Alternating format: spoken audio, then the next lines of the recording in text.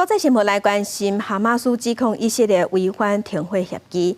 以色列总理纳坦雅胡11日时对外表示，若是哈马斯伫这个拜六礼拜无要放人质，安尼伊要冻结停火协议。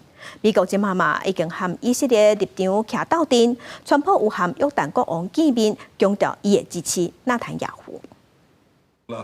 以色列总理纳坦雅胡11日多日后的通牒。הנחיתי אמש את צה"ל לצבור כוחות בתוך רצועת עזה ומסביב לרצועת עזה. אם חמאס לא יחזיר את חטופינו עד שבת בצהריים, הפסקת האש תיפסק. 哈马斯了后发声明表示停火承诺，多指责以色列破坏停火协议在头前，进前就表示将停释放人质甲换犯人。哈马斯一个驻青官员就表示，敢若伫停火协议有被尊重情形之下，以色列人质才能回去。也无认同美国总统川普互地个共犯无法度收束的威胁，表示川普爱记哩协议才双方共同遵守，这是互人质回去唯一的方法。It's impossible to continue this way.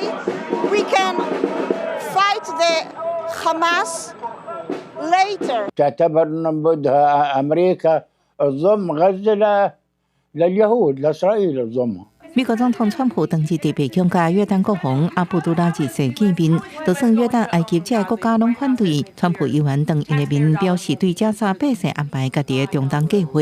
We're not going to buy anything. We're going to have it.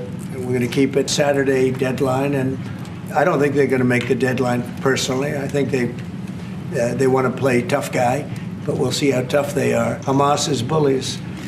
The weakest people are bullies, and I believe we'll have a parcel of land in Jordan. I believe we'll have a parcel of land in Egypt. 约旦国王阿卜杜拉二世前一摆被问到川普对中东的大胆计划，不过伊无实际评论，也无讲到伊国家应接受大量来自加沙的新难民。King Abdullah, what do you think about the U.S. taking over the Gaza Strip? Do you want to see the U.S. own the Gaza Strip? Well, I think, as I said earlier, the president is looking at Egypt coming to present their plan. As I said, we will be in Saudi Arabia to discuss how we can work with the president and with the United States. 川普的中东计划，互巴勒斯坦人甲阿拉伯领袖真生气，也改变美国数十年来认可以色列甲巴勒斯坦国共存的两国方案的政策。公视新闻，恩文玲报道。